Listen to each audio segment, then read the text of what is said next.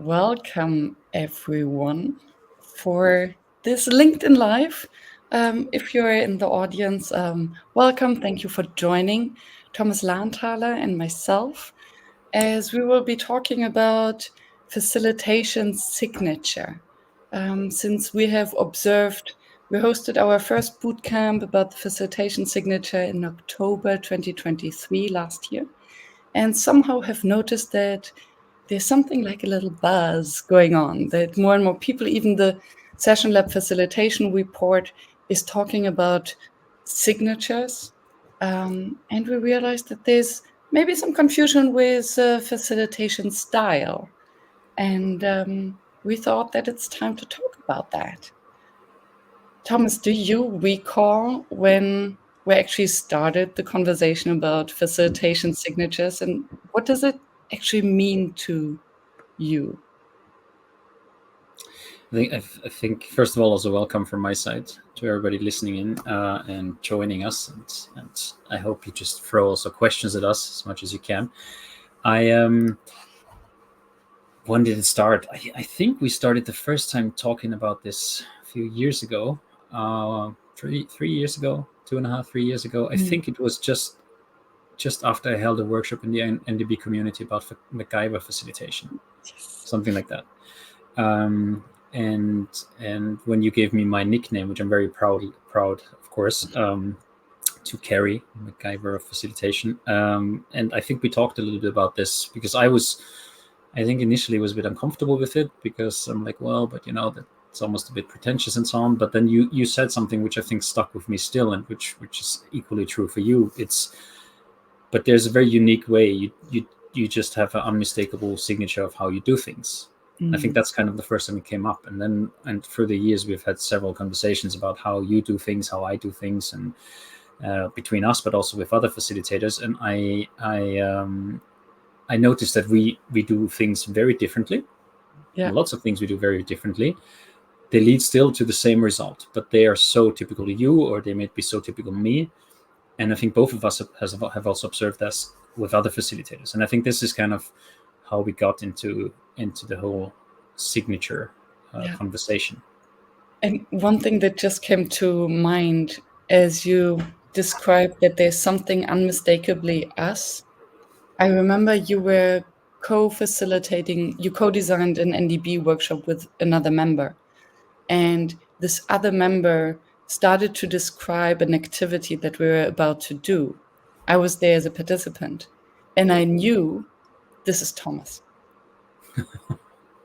Although it wasn't even you who introduced the activity. And for me, this is also where then signature becomes different from the style. Because it wasn't you who explained it, who introduced it. And still it smelled like you. It smelled like a MacGyver facilitation. A little bit in the obscure, not enough instructions, a little bit provocative. And maybe we can start by just exploring how we do things differently. So the different shades of signature. There's a workshop we did together, which was funny. I think it was one of the first ones we did together, which was about check-ins. Oh, the Groundhog Day. The Groundhog Day check-in workshop, and this is also where I started really realizing, oh wow, you do things just very differently from me, because I'm not the check-in guy. I'm just saying it like as it is, and turn to your neighbors is a very rare occasion in my workshops. I see the value in it, but it's in a way doesn't match with how I do things, right? But it's in so many ways so you. It's like one of the things that I immediately associate with you and your signature is this. Okay, you ground people by turning to your neighbor, having a check-in, landing in the space. I do it differently, right? I throw them into space. I don't necessarily let them land, but I let them kind of find their own way into it. But we aim for the same thing. We aim for cohesion. We aim for connections. We aim for attention and for just having the mind open to what's coming next. Mine comes from the angle of surprise, collective experience outside the comfort zone. Yours comes through connection, sharing experiences, warming up, opening up a little bit of vulnerability. the goal is the same, right? And it's so clearly associated with both your profile and also in some way now my profile. And I think what you said before is for me is crucial, that style, yeah, it might be a part of the signature, but style I think is also something that isn't always the same, because sometimes I have to be a bit more rigid in how I guide a process, while other times it can be very emergent, and it can be the same facilitator, because it depends a bit on the group, it depends a bit on what you do, it depends on the task, right? So the style is something that can also, I think, it's a bit of a pitfall when we talk about signature, because we also have different styles. You have different styles and I have different styles, but there's some DNA in it that's kind of the same. Yeah. And true, I think many facilitators also have the gift to absorb the energy in the room and maybe reflect it. So I realized that depending on the group, my style, as you described, might also be very different, depending on where the group is and what the group needs, and also where I am. Sometimes I'm more playful, sometimes I'm more rigid, sometimes I'm a real German facilitator, looking at the time and being very strict. And it would be, and I think I would be disappointed to be put in a box because of my style. And I think changing style doesn't mean that I'm inauthentic, so it's all part of me. But then these different parts plus things that I always do, because if I don't do them, and I think we talked about that, I would not feel safe. So for me, sticking to my signature and doing things a certain way is because I have created these rituals almost, not only for the group, but also for myself, so that I can feel safe and secure in the space and thereby hold the group and make sure that they feel safe as well. I love that, because this is one of the blind spots, and we've now explored it more and more over the past months, which is, I think, not knowing your signature. And we see that, unfortunately, we see that in a lot of facilitators, that they have a clear signature, but they're not aware of it. So because that's one of the things, it's not necessarily something you have to build, but it's something you already have. You might have to form it and you might have to shape it a bit, but it's already there. And I see that facilitators that don't know it, they sometimes struggle a bit more to land in the space, because they experiment a bit more with, like, okay, maybe check-ins, or maybe let's do an exercise, or maybe let's do just a surprise or whatever. But it's a bit like, okay, it's more because I've seen it somewhere. But what makes you feel safe? Because you have equally to feel safe, because otherwise, we know psychological safety depends on everybody in the room. So if we don't feel safe, then that might have an impact on the whole workshop. And I do think signature significantly contributes to that. Yeah. And surely if we don't feel safe, we cannot hold the safe space for the group.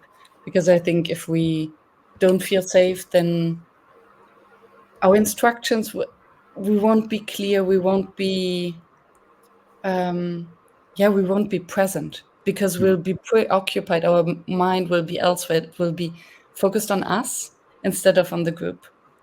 And I love Susanna's question. Do I find my signature, or is it something given to me by others, like a reputation, and maybe even both?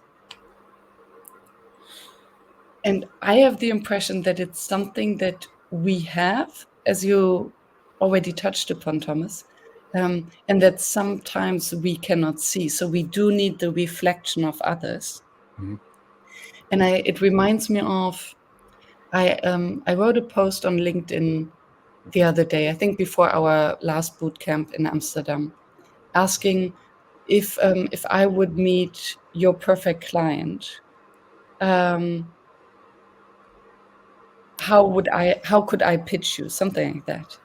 And reading through the comments, and there was lots of engagement, reading through the comments, I realized that many focused on what they do or the certificates they have.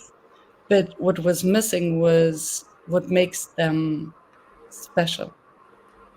And then I realized this was something that I could see about them, but they were blind to.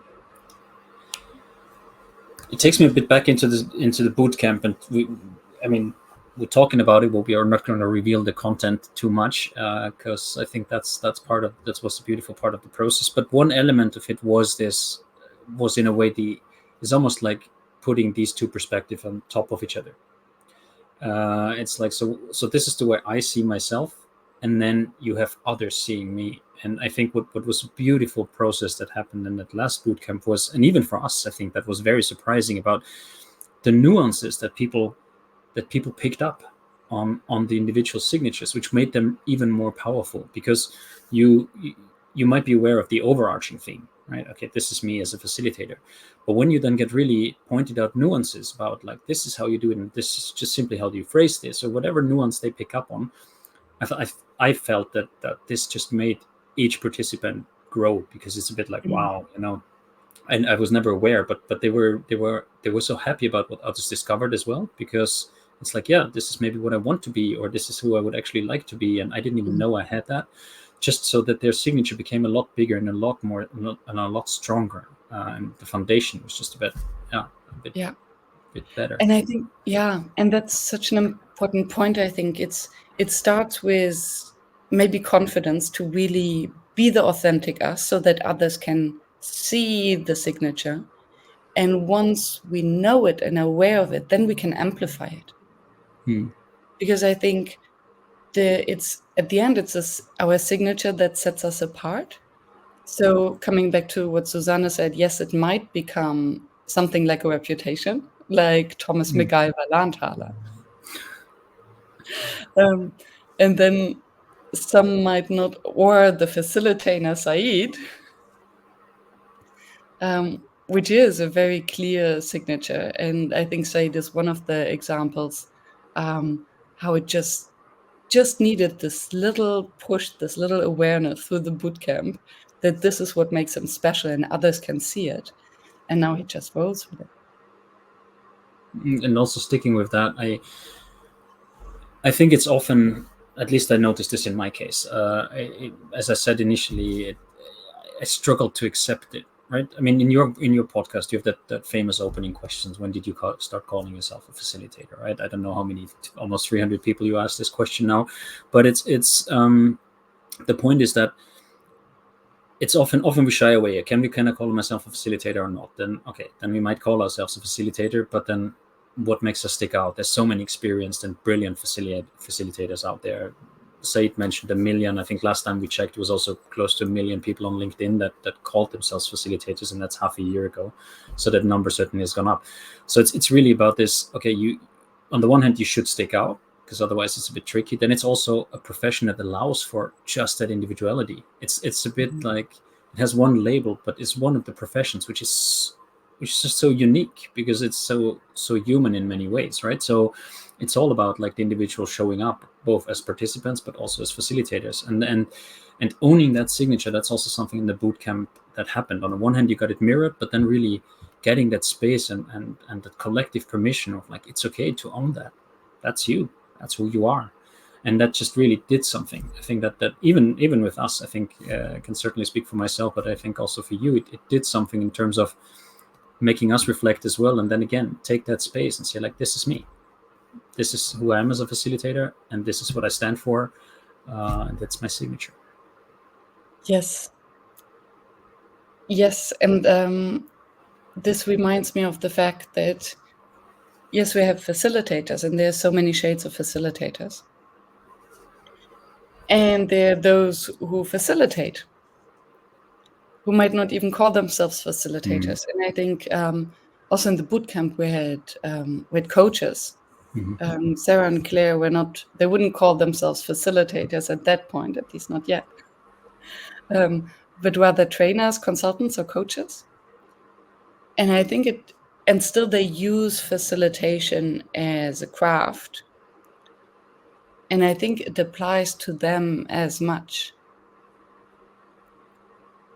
Because, and this points towards something that I like to reflect upon, is that facilitation is so much more than a profession or a toolbox. It is actually an entire mindset, how we approach life, how we approach group work. So I think the signature is part of this mindset, similar to you, that you trust the group that, and Said quoted you before, you trust the group that they will figure it out, even if the instructions are incomplete. That's your signature, whether you train or you facilitate. And I guess even when you lecture now in the classroom, I assume it would be the same. It is the same, because that's just my, as you said, that's a bit my approach to well, experiencing, learning, growing, interacting. It doesn't really matter what label you put on it. It's when people come together. This is how I love things to evolve, right? But this is also where I feel comfortable. And again, we come also from, even though we've had some shared experiences professionally, but we come from very different angles in that sense, right? And I learned facilitation in unusual contexts, so to say. I mean, I learned facilitation when things weren't in place, when there were very few resources and so on. So for me, this is the most natural part, right? And it was almost a bit the first times I then did it in proper classrooms with like technical equipment. I was almost overwhelmed. It's like, okay, I'm not used to this. I'm not sure what to do here. So I resorted to what I know best, because that's kind of how I could show up as I am, right? And as you say, facilitation is more than, it's, for me, it's anyway not a tool. It's the combination of everything we have in our boxes, whether it's a mindset, whether this is tools, whether this is approaches, whether this is experience. It doesn't really matter, but it's just all about like the dynamics that happen in the room, right? And what we make of it. Yes, and it's so funny that you bring that up, because those who have been in your sessions know that Thomas is low tech. So there's no an additional tool. I remember even in the early days of the pandemic, you were like, "Ah, I wait for this to pass. I'm not the online facilitator." And here you are now, even using mirror boards, Even using mirror boards now. and still remaining very low tech. And my work is informed by my previous life in research and behavioral Mm-hmm. science. So it's very brainy somehow. It's very structured, because I design my workshops like I used to design my field experiments. Mm-hmm. And this became kind of my signature. Mm-hmm. And I I think mean, this, I think the never done before speaks for that, right? Never done before is a beautiful space where you can just test and play with your signature, because I think that is also, yeah, we have this DNA, but we it also evolves with our experiences, because yeah, I mean, you pointed out the online facilitation. Still in the fan of it, I do it because it's part of the work, and it's for me, it's also a learning experience. So but I remember those workshops that you designed, when it almost had like the label, okay, here is going to be a collective experiment, let's just see what happens. Um and also the frameworks that you sometimes put on. And what was so beautiful to see in the boot camp, that you might think like, okay, 6 people come together, some knew each other, right? Some had actually worked together. So it was going to be like, yeah, I mean, that, let's see what emerges. They might know each other very well. I was blown away by how, first of all, how different and unique everyone was who was there, and how they all showed up in their unique signatures and did what they did, and how beautiful that was as a yeah, as a whole experience, right? yes, especially because there's this special generosity amongst facilitators. And I think there is generosity in seeing to come back to Heidi and her comment, the native genius in someone. We want to, I think it needs generosity, it needs presence and the willingness to see. And then also the psychological safety for the other person to actually open up and to show what their signature could stand for. Um, and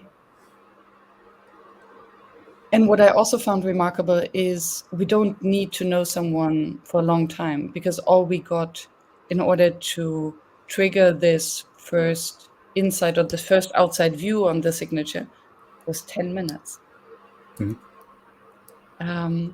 And I even wonder whether we might be sharper in our view of someone's signature, even if we don't know them very well, if we meet them for the first time, because then we are very sensitive to what actually stands out. I want to pick up on Rachel's comment here. So Thank it you. talks about facilitation philosophy, and as individuals go along with facilitation point of view coming from a brand strategy. Yeah, and I do think that's hidden a lot in it as well. And for us, I mean, when we talk about signature, it's often it's a bit like a puzzle, right? So you have these different elements that all fit into it, and facilitation philosophy is in a way like a red thread or a foundation, or however you want to say it. Okay? And I think that's kind of it's wrapping everything in it. So whatever we do, it will show up somehow. And that's a bit what Myriam said initially, right? It's things are recognizable. Oh, that has a Myriam flavor on it. Or meanwhile, Said or Kate or Pearl. I think what we've seen since the bootcamp also was this beautiful sprinkling of how these signatures became clearer, popped up, and were really worn almost as I wouldn't even say a T-shirt, but more like an armor in that sense, in a positive way. Yeah. So Yeah, and how the participants could really embrace it afterwards. And it was I recorded a podcast episode with Kate right after the bootcamp, and then it felt as if she was really polishing this diamond of creating these experiences. And when Kate walks into a room, the experience starts, right? So the signature is even more than a philosophy. It's almost like an aura. And this then also speaks to what Susanna said in a comment. It's so important also to convey what I'm not, and what I don't want to do, or who I don't want to be. And I think this signature is very close to authenticity and to integrity. Because if I would do something that I'm not, if I would try to copy you, I love your work. Of course, I would love to have this, let's call it mindset, to walk into a room and just trust that it will be fine, not doing all the interviews with participants beforehand, not having this meticulous planning, not having my experiment, my field experiment running in the back of my mind. If I would do that, I would freak out. I wouldn't be myself. And the group would sense that I'm trying to be something or do something that's not authentic, and that's not aligned with my values, with my belief system. it's a bit like clothes. I always bring that example. If I'm really not a suit guy, and the moment I wear a suit, I behave differently. I don't know what it is, but I behave differently. I'm a lot stiffer, and I'm not. I don't feel myself, so I get preoccupied with the way I appear or the way it is, or get even more preoccupied. Like I need to be myself right now, and we all know how that goes, right? So that just doesn't really work. Yeah.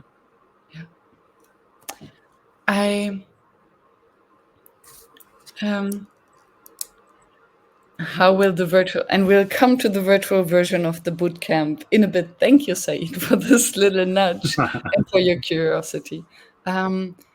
Before going into more details of how the online bootcamp that will start in a month from now, I think. Yeah, not even a couple of Yeah. weeks. Yeah. 4 weeks before that starts, I would like to spend just a moment on the distinction of signature and personal brand, because I also saw in Rachel's comment a brand strategy. And I think that a signature is more than a marketing tool. And actually, yesterday I listened to an interview with Adam Grant, and they were talking about personal brand and how he doesn't like the idea of having a personal brand or personal branding because it's too much self-promotion, where he wants to be in the sphere of idea promotion. And somehow this really resonated with me, and I wonder how what you think about it, that for me, signature is almost like an idea promotion. Mhm. It's not personal pitching or pitching myself, but pitching my ideas. I think it's a nice mix of the things, because I really find that thought provoking, in the sense that, yeah, we always talk about personal brand and what does that mean, but I think it also distracts from the client interaction. Yeah, I think it does, and because on the one hand is, yeah, I want the client to work with me, but there's also ways to show up in it with my signature in the interaction with the client without having to talk just about myself. So I think there's tools, or the way you approach. I mean, you have a lot of client conversations I had over the past years, without a doubt, and you have developed the way where the client already sees in the first conversations, like, this is what you stand for when it comes to your approach, and we can even leave facilitation out of it for a second and say, like, this is my signature, this is how I believe a cooperation and interaction and my work will work for you. And if you move a bit away from that, you're actually not talking about yourself anymore, but you're talking about, okay, this is when we collaborate. This is what I stand for in that collaboration. This is what you can expect when you work with me. And I'm never promising anything, but I'm just saying, like, this is how I approach things, because I believe this and this and this, right? I believe in mental models that need to be challenged. I believe in emerging ideas, whatever, right? And I create spaces where you have the ownership, something like that. But it's also the way we interact. So I think it's a combination of both. So I think you can disappear, but making it all about yourself, I agree with. I think that's distracting.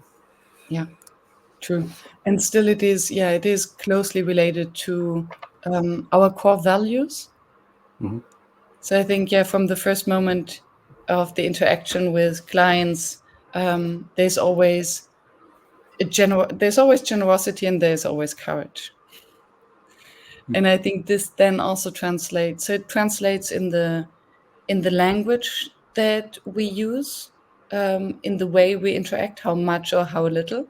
And then also translates into, and that's now maybe the bridge to the boot camp where it becomes very tangible, our pricing strategy. So where do we locate ourselves? How much do we charge, and why do we charge that much? What is included and not included in our price? Whom are we actually focusing? Who are we targeting? With whom do we want to work? With whom don't we want to work? And how do we start a project or workshop? What is the blueprint? So what is the way we do it? And to become crystal clear on that.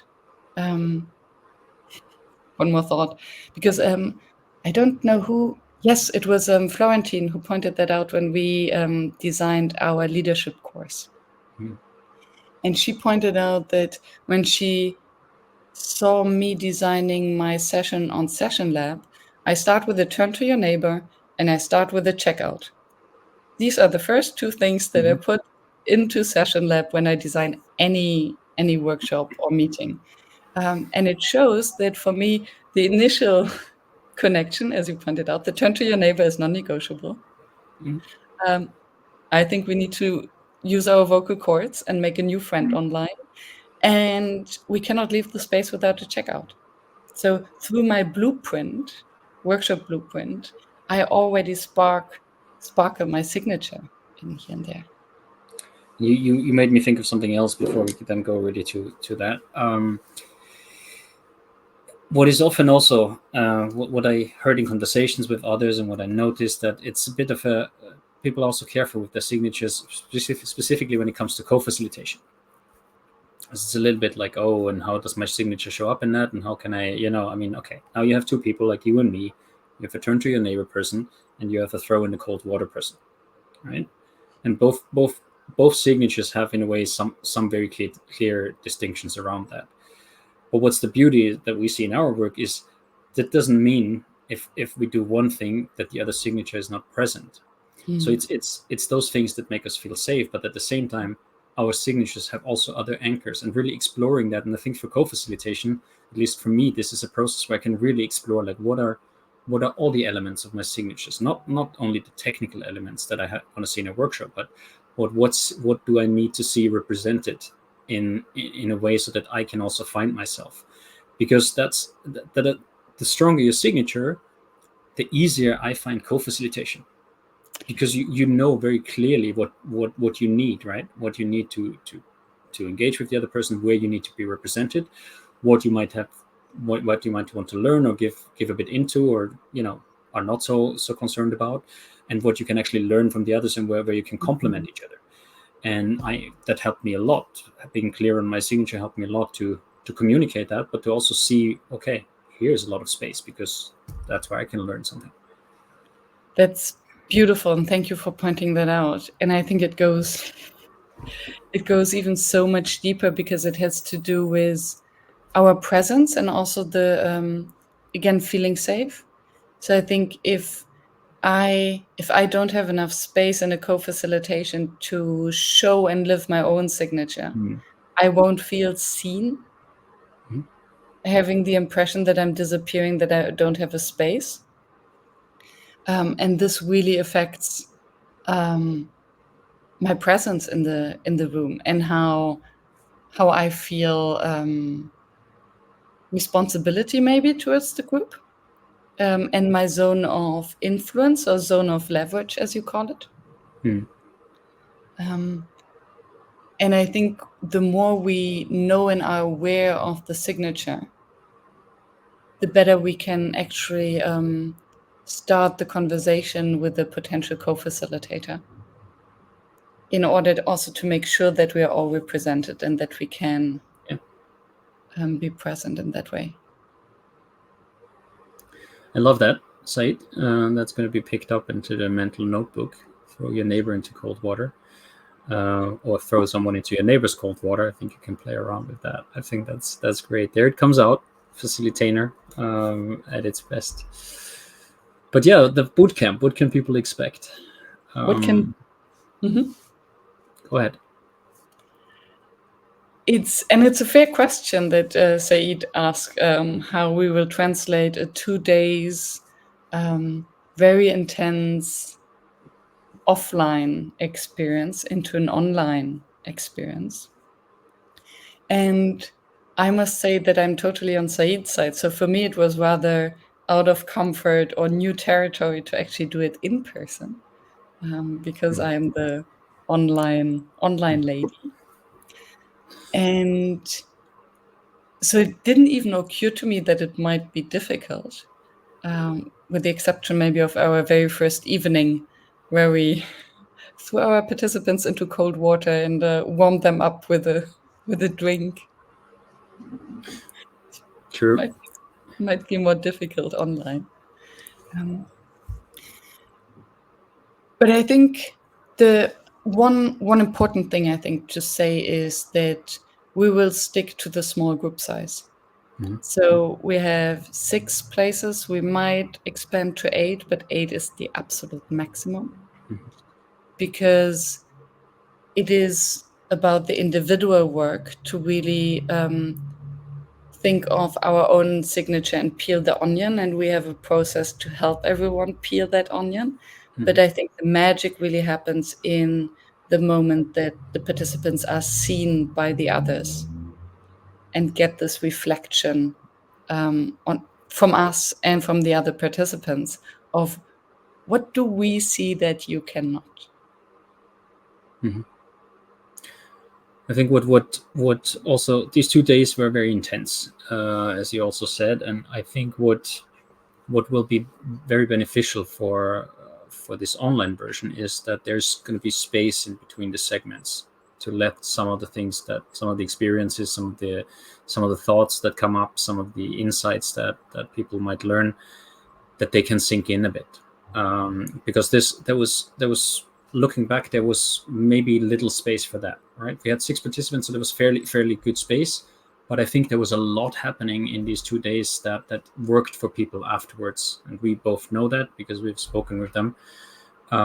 So this time there's actually the chance to really let this sink in for a week, let maybe even tweak it, work on some of the elements, some of the things that come out of it, and then build on that further on. And just to echo what you said on the group size, I think it's very important to have this small group, because one of the key factors that made this so special was that everybody was seen by everybody, and that was really that these connections happened through that group.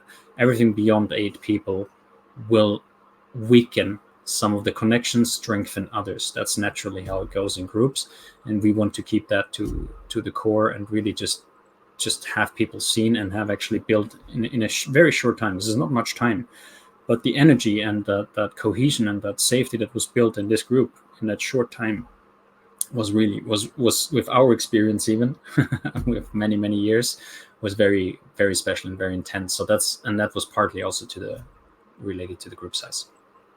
Yeah, the group size and the activities. I don't believe that it was related to the physical presence in the same room. And I have to plus one. I think it was some of the things we initiated, where, and that's what the reflections I got in the after bootcamp coaching calls that were included, and that are now also included in the third tier. That some transformations were quite intense that has happened. So topics of identity come Mhm. up. Of course, they come up because we are talking about our signature, right? It's very Mhm. unique. That's what we are.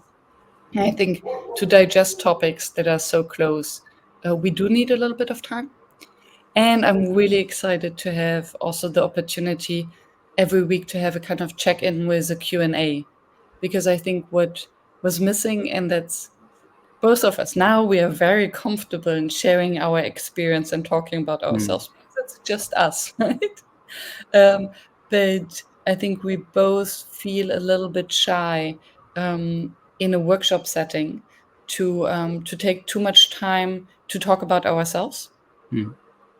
unless we're really asked by the participants. And now with the Q&A session, with the weekly Q&A sessions, we're designing for it, that we are there for whatever questions comes up, whether it's a group coaching that's needed, a very specific question, we are there to really dive into that. And I think that's a real value add over the on-site version. And a lot of it comes from that we both went through this process. I mean, we went through it together, like not necessarily knowing that we went through it together, but through our conversations and through the mutual coaching that we have provided to each other over the years. And I think that all the elements that we have struggled with, that led to us being in a way in doubts, insecure, made us struggle with our pricing, etc., right? Marketing, not all those things that often facilitators struggle with. They're great facilitators, but they might just be struggling at marketing or getting out there and letting the world know. And we have been firsthand experiencing this from all different angles. So I think that kind of gives this a little bit also of, on the one hand, our space to just really share and reflect, because every time we share, it's also reflections, and I learn from you every time. Every time you share something, in a way, a new angle. And the same for the participants. They shared openly because they were all experienced. This is not necessarily aimed for people who are at the beginning of their careers, but people who are already like settled, but missing that last edge in a way. Because at the beginning of the career, we both encourage just practicing first, trying a bit, getting out there, seeing what works, what doesn't, before it then really goes into the, okay, this is kind of the final modeling. Yeah. And I think the analogy of Catherine Lange, what she wrote in the comments, that the signature is like a handwriting, so it's difficult to be described. So you can read a lot from a handwriting, but it can only be felt. And I think similar to the signature, I don't know how it was for you, but when I got my first passport, when I was Mm-hmm. turned 18, then it was the final signature. And it's still the same, more or less the same signature that I Mm-hmm. have today. But until then, I was experimenting, and every week I thought, oh, let me try a different signature. Mm-hmm. So it was really a process of finding, yeah, my way of expressing myself. Um, and I think the similar is also with dressing. You referred to the to suits, that you don't feel comfortable in suits. Mm. I had so many different phases in my life, and now settled for something where I'm like, oh yeah, that's me. Yeah. And it requires a little bit of trying it on, seeing how it fits, see how others maybe react. How do Mm. we react? How do we hold ourselves until we say, oh yeah, that's me? So all of this to say that if you're too early in the process, if you're just starting your facilitation, training, coaching career, the bootcamp is definitely not the right place to start. Susanne, as if she would have known it, I was about to share a little story. I didn't ask my wife for permission, but I think she'll forgive me for sharing it. So when we got married, she decided to take my last name. So she has double name. She kept her last name and took also my last name. And then we had to sign the wedding. What do you call it? Certificate or wedding, whatever. And her signature looks like an 8-year-old had signed. Because it was just very, I mean, I have to begin with a very complicated last name, but then it was also her last name is very long, so it was completely new for her. So it was in a way an identity shift to some extent. So she really struggled, and of course there's a lot of people watching, so she just wrote really slowly, and people were wondering what's going on. And when we look at this wedding certificate now, there's mine, which is kind of fast, and hers, which is, it's almost like you learned writing in school, right? Because she had to get really familiar with it. Now after a while, she is also settled in that new identity in a way, right? In the sense that new expression for that signature, it's also part of her signature now. So in response to Susanne's question, I think the core signature might not necessarily change the way we write, right? But I think for our experiences, maybe we just explore new avenues, right? Now looking at your experience, Susanne, I think you always maybe had that sense for play as something you wanted to explore, but you had a very different career before that. So now basically you kind of, okay, now I'm actually going there and seeing maybe that's more the path and the signature or the avenue I want to explore. So in that sense, it's a bit of a change, but maybe it's your truer nature somehow, if that makes sense, right? So I don't think we can really escape it if we dive into it. And yeah, yes. And I think the moment we step into it and are truly willing to commit, and I think Susanna's case is actually a beautiful example where the moment Susanna came up with the name the texturalists, suddenly she started to explore, okay, what does texture actually mean? How can I bring more texture into everything she does? So she would go to a conference and then her business cards would show different textures. In her mural board, she uses and shows different textures. When she thinks of team cohesion, what texture is a team made of? And I think that's a beautiful example, I think, where signature is like a red thread through an entire presence. Because also for us, we didn't start out like that. So it's a bit like, yeah, we experimented a bit and then we did other things and we saw great facilitators doing things and trying to play a little bit with things until we more and more found, okay, this is kind of where it feels good. And I'm not necessarily speaking, just not to mistake that for comfort zone, but I would call it safety zone in a way, which for me are two different things, because I can also feel safe outside my comfort zone. But I'm like, it's a constant stretch, right? So it's this is where I know who I am. And this is kind of where I can show up as who I am. Doesn't necessarily make me comfortable, but it's at least I know safe with who I am, and I'm feeling authentic. So, and that process, that's why also beginners, and that's maybe something I wanted to add to your statement before. What I've experienced as a beginner is that I was a bit blinded by feedback, in the sense that when people tell you, "Oh, this is great, you should do this," it's like, okay, I should do this, but I didn't really like it. But when other people say that's good, then I do that. And the same goes the other way around. It's like, that, no, that really didn't work, or I didn't like that. But what we have learned over the years is that not everybody likes everything, and we can hardly ever please everybody. But it's important that I show up as who I am and not as who I'm expected to show up, because that's not me at the end of the day. And that's why also this kind of, the aim is first go out and play and see what works. And when the experience is there, join the bootcamp if you're up for it, because then you can model yourself as you would like it to be and find out what's underneath that, hidden all that. And thank you for yes. Thank you for bringing up the example with the feedback, because I think a big difference in the bootcamp and how we host it from a feedback or maybe a facilitation course. If it was a facilitation course and we would ask participants to guide us through an activity, would give them feedback on how they have guided us through it. Or maybe you can be more explicit, maybe you can be more clear, you can be more this, you can be more that. At the bootcamp, there's nothing of that, but it's seeing you do this. This is whom I see, this is what I see, this is where I see edges and uniqueness and a signature shining through. So it's not about the feedback, it's not about growing our skills, but it's about finding confidence and clarity. It's like polishing this diamond and looking at the diamond from the different perspectives to really see from where does it shine the brightest. Mm-hmm. And I think that's a good point. Yeah.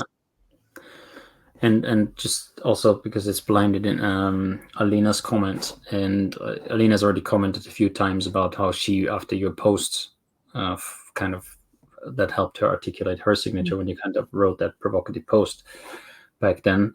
And yes, I think we all deep inside know who we would like to be, the butterfly in a way that we want to be as a facilitator. But it's a brutal world out there. The facilitation world is brutal on many levels, whether this is like competition, even though we collaborate a lot, but there's also competition. We might compete for the same clients.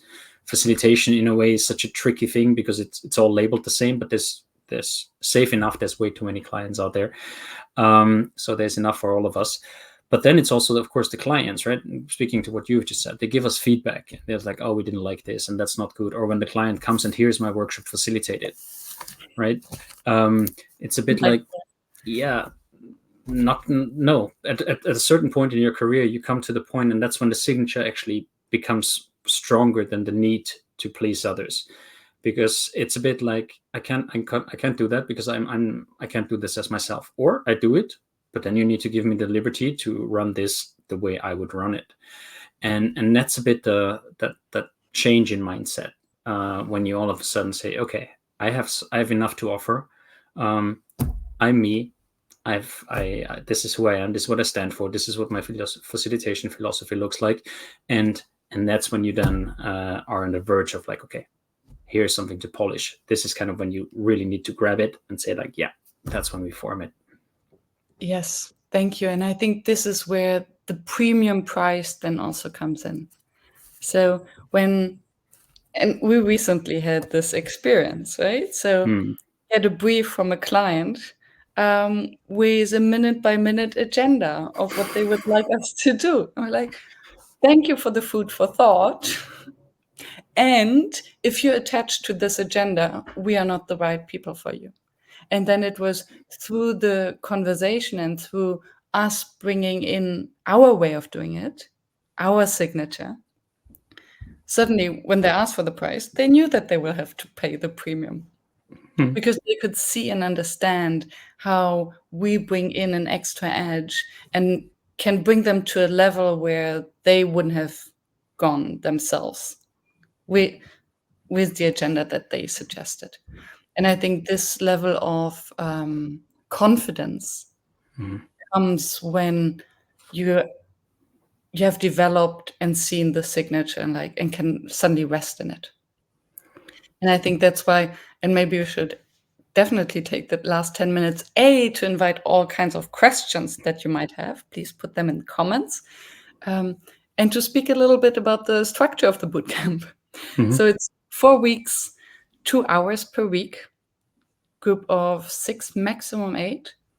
The option to have an additional hour for questions and answers the week after, and the option to have a coaching with Thomas and myself. So what we'll cover. Do you want to start? Shall I? You can go ahead. Some nuggets. some nuggets without Okay. giving away Okay. too much, because otherwise I Okay. would compromise on Thomas' signature. What is definitely, I think there are 4 parts, 4 sessions, 4 parts. One is to really get the reflection of how do others see us and what do we stand for. So what is the essence of our signature? But maybe from a high level. That will then boil down to really extract the essence over the 4 weeks, so that at the end you can walk out and, air quotes, pitch yourself with confidence, knowing, okay, this is what I do, this is what I want to do, this is what I stand for. And as part of the signature bootcamp or signature package will also be that we call a workshop blueprint. So if a client is asking you to create a workshop or to write a proposal, so that you know what are your building blocks? How do you approach something so that you don't have to start from scratch every time? So to make this very explicit. We also help you to know who you want to work with, but more importantly, who you would rather not work with. Because if there's anything that Myriam and I can probably write a book about, is what we call the leech clients that take a lot of energy, which is in no relation what comes out of it. And those are very difficult to get rid of. They take a lot of time. They don't necessarily allow you to be who you are, and they might not necessarily mirror the dream client that might be waiting on the other side of the door. So so that's also something we'll definitely look into to get clarity and get a very value-based approach to this topic. And related to that, what are our signature offers? So what is it that we want to be known for, stand for, and how can we package it so that if someone wants to recommend us, they know what they recommend us for and to whom. And just to walk out of it with a little bit more confidence and a little bit more headspace, because I think we've all been in the situation that a potential client, a lead, schedules a calls with us, and we know that we're about to pitch our offers and to make a suggestion. And then the question comes, so how much will that be? And we go like, as if we never expected this question. And if we have thought about it, and if we know what our offer is and what our priorities are, then we can just lean into this question. And even if we don't share price, at least be more comfortable in our response and how we respond to this question.